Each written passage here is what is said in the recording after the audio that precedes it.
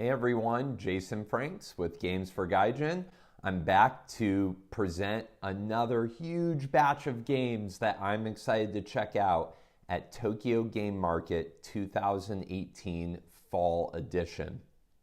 So last time I brought you the 11 games I'm most excited about. Today I'm going to bring you 15 more games that have caught my eye. I haven't decided if I'm going to buy these or not yet, but at the very least, I'm going to sit down and play test all of these because they're all really interesting for a variety of different reasons.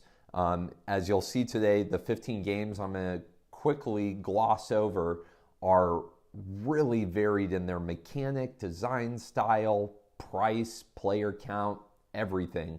So hopefully there will be something in this list that catches your eye and gets you really interested in some of the games coming out at this game market.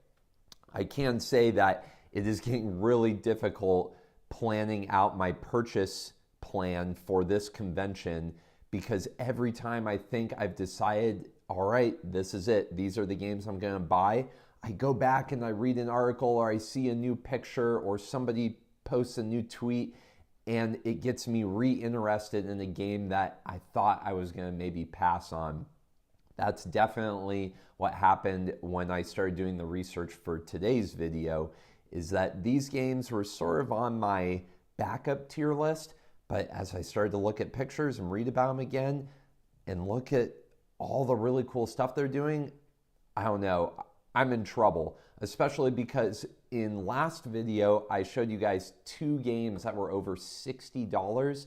Today, I have another 2 games that are over $60. So it's going to be really hard to meet my goal of staying under 8 games purchased and under $300 spent.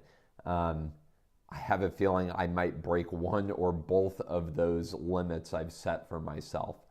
But without going into my first world board game problems too much further, let's start discussing the new games that I want to talk to you about today. All right, so first on the list, this one's gotten a lot of attention on Twitter and among a lot of my fellow Japanese board game enthusiasts. This is Peter's Two Sheepdogs. All right, this is by Suki Games, and it's being published under the Blue Cat Nest Branch Collective of board game designers. So this is similar to Japon brand in that this group collectively pools their money to help publish new board games from smaller board game designers. Peter's Two Sheepdogs has a really unique hook in their marketing campaign. It's a trick-taking game without any cards. So imagine a trick-taking mechanic, splash in a bit of a Mancala play style, I guess you could say, and a wonderful Agricola all creatures big and small wrapping paper, and you've got Peter's Two Sheepdogs. So it is a trick-taking game, but all of your tricks, as you would say, are made up of the 4 different types of numbered animals you can see in the pictures here. This one could be really interesting. It plays up to 4, I believe. It's only 2,500 yen. This is one that I definitely want to play before I buy because I'm not a huge trick-taking mechanic fan, but this one's really unique, so I have to at least give it a shot. All right, the next game comes out of Game Noah. You might remember this board game company from the 2018 spring game market. I brought home Sengoku Domino, an area control tile laying game. I haven't yet done a review video for that game. I apologize, but Game Noah always puts out some really fun, interesting, lighter board games that are always just really colorful and really well designed. This one is a cooperative dice rolling game, which is pretty interesting. And as you can see from the pictures, the dice all have really unique faces, which I don't know why, but I'm a sucker for unusual or atypical dice in board games. The components look pretty simple to this one. It's really just a game board, some markers, and the dice. I don't really know the exact goal or mechanic to this one other than that it's cooperative and you're all rolling. So we'll see what this one entails when I check it out at the show. All right, the next game I would say is probably the game I'm most excited for artistically and design-wise, and that's mostly because I really love playful takes on the military thematic, being in the Navy and all. This one's called Cat Shit 1. You heard that right, not Cat Sit 1. It's not a translation error of the Japanese letter shi to English. This game is called Cat Shit 1, and it's based on a graphic novel detailing a special forces reconnaissance team made up of cats and rabbits that takes place in a fictional Vietnam War setting. This board game, or really card game, is supposed to be a light war game utilizing the Cat Shit 1 graphic novel as thematic inspiration. And then it's a war game played entirely with cards. I really want to buy this game, but I think it's going to be too Japanese language dependent for English players to truly enjoy. So I'm going to go check out the components, and we'll see if this one is something I can make work or if it's just going to go down on the list of what could have been. All right, the next game actually premiered at the Spring Game Market. I checked it out. I didn't play test it, and I didn't buy it, but I continued thinking about it after the show. And this one's called Gaburu from Play Market. So Gaburu is a two-player game where one player plays the pink set of tiles and one player plays the green set of tiles. And it's sort of hidden information in that you're revealing tiles, and depending on who has the higher number, different things happen. There are special tiles that cause different effects, like a volcano and a dragon's egg. It's sort of a weird 1v1 game that I don't know the best way to describe the mechanic. It just has wonderful colors, wonderful components. If you love 1v1 games, this one's really interesting. It's a little pricey, 3,500 yen, but I think I'm going to give this one another shot as a potential two-player game to pick up. A lot of two-player games have caught my eye. You remember Yokohama Duel and Mech Maker from the last video, so I really need to make sure that I don't buy too many two-player games because I don't get them to the table super often. So I need to sort of do a playoffs process to see which two-player game I find the most enjoyable, and that's the one I'll probably take home. All right, the next game on my list is one of about 6 new games that Kuro from Manifest Destiny intends to premiere at this fall game market. Manifest Destiny only put out one new game in the spring. It was Zombie Crisis, a really fun two-player asymmetrical cooperative game. But this game market, they're premiering, I think it's 6 different games, all with a really heavy anime theme. The one that caught my eye the most is called Forwarder of Xanadu. This is a delivery, worker placement, resource management game with a very Japanese anime steampunk vibe going on. I know they've been doing play testing at various events and conventions. I'm not sure if they brought this game to Spiel or not.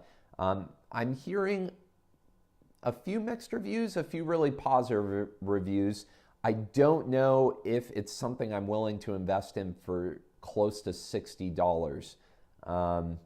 So I'm a little on the fence for this one. I think it's a long game, so it might be hard to play test, but I'm going to go look at it because anything that comes out of Manifest Destiny is at least worth some investigation. All right, the next game I'm really interested in is called Deck the Tactics from Kudo's Games. This one has some really interesting art and components. It looks pretty simple, not overly complicated, but it has a lot of mechanics and aspects that I really look for in a board game. It plays up to 4 players. It has multiple game modes. It looks like you can do 1v1, 1v-many in a boss mode style, 2v2 team battle, and it has a bunch of different classes. There's a warrior, a ranger, a witch, a magician, a ninja, a gambler, and all of them come with different sets of cards that enable you to move, attack, and manipulate the other player's hands and actions in a variety of ways. This one looks super interesting to me. Might be a little tough on the language dependency side of things, but looking at some of the components, this one I'm pretty sure I could conquer, even if it requires some translation. It's only 2,500 yen. This one really has caught my eye. I reserved it just in case it sells out because they were saying they weren't making many copies, but I'm definitely going to try to play test this one because it looks pretty quick. All right, the next game I want to talk to you about, I'm pretty sure I'm not going to buy this one, but it deserves to be featured in this video, and it's called Masala Magic from Natrium Lamp Games. The reason I want to profile this one, as you can see from these pictures, is it is gorgeous and absolutely defies all conventional definitions of what a board game looks like. This is a poker mechanics style game that utilizes sticks of incense and spices to play the game. And all of it comes in this gorgeous wooden box. All the components look top-notch, glass, wood, all of it just screams the theme that they're going for with that Middle Eastern Silk Road vibe going on. I have no idea how this one will play, but I'm really excited just to see it in person, pick it up, feel it, and see it in action. It's only 4,000 yen, but I think for mechanically what it's offering, it won't be one I'm going to bring home with me, but I'll make sure to get some footage for all of you. All right, the next game is from Kaito Games. This one's called Star Travel Company. This one, I'm having a little trouble getting some details about. The pictures and directions they've posted, when translated, don't really reveal a whole lot about the playstyle. It appears to me to be some sort of resource management game where you're pulling resources out of a bag to help outfit your rocket. And those resources come in a variety of categories like science, speed, personnel, and depending on how you slot them into your rocket, you're going to be able to do different things and score points in a variety of ways. Beyond that, I can't really offer you much more. I'm just going to have to go talk to the designers and see what this game has going on.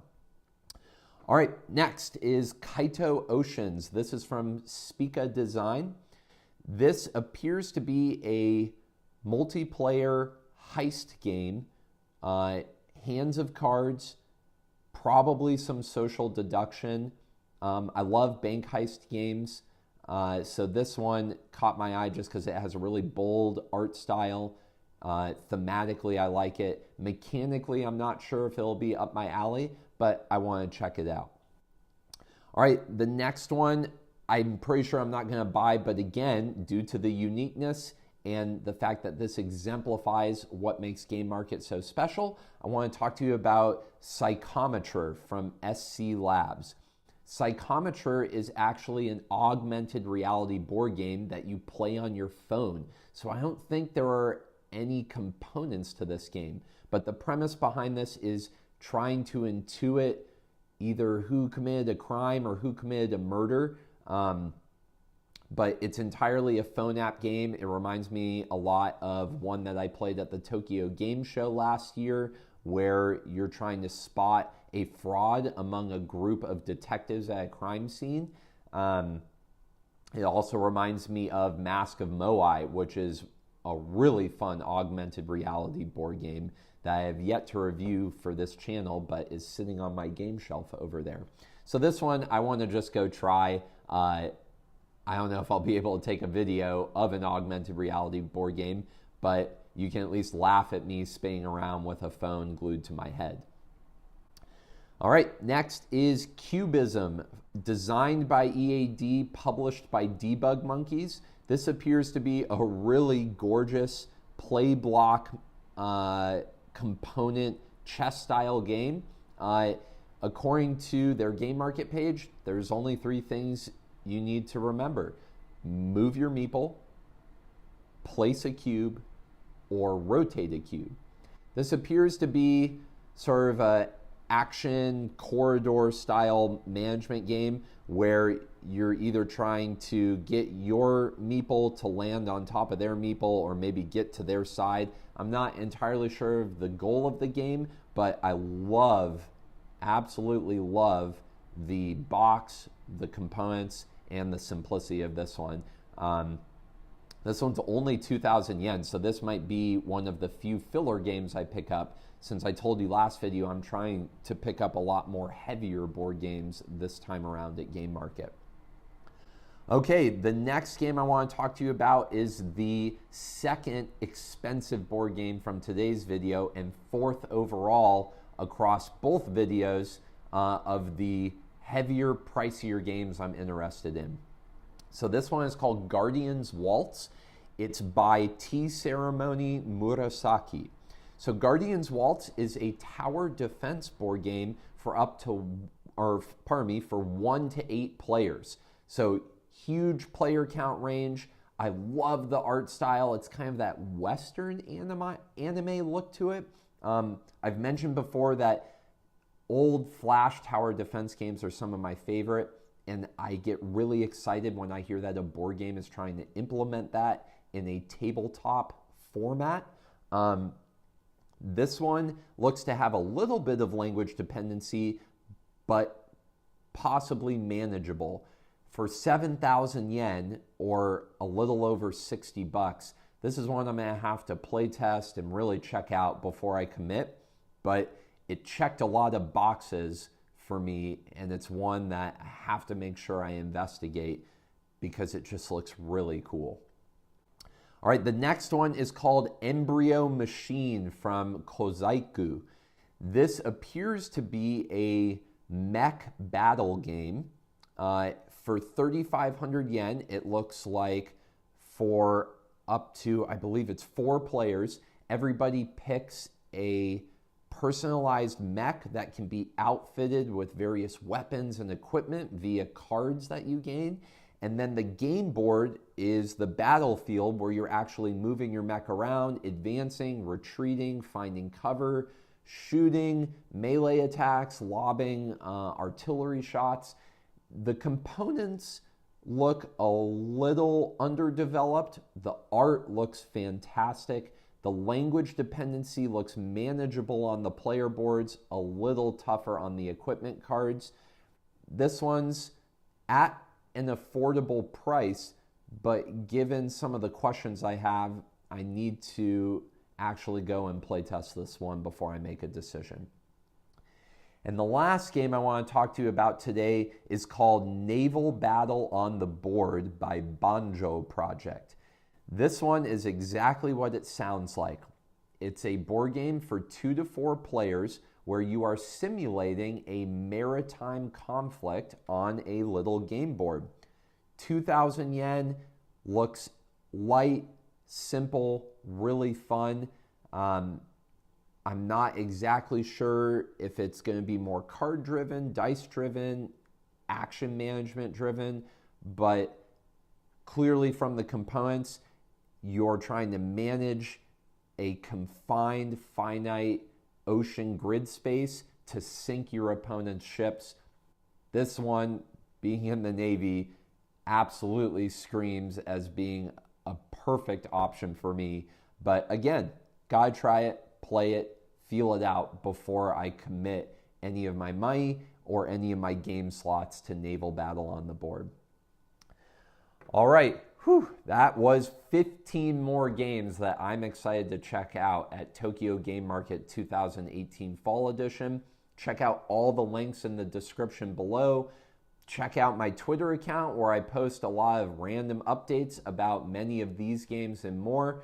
Check out Nice Games Shop, preview list on Board Game Geek and their mule service. If any of these games catch your eye, I am really excited. I've already shown you 26 different games, and I think I have at least 1 or 2 more preview videos I need to make because I've still got quite a few more games I want to tell you about. So please feel free to leave a comment, ask questions, give me research projects. I'm getting super stoked for this game market. Until next time, I'm Jason Franks with Games for Gaijin.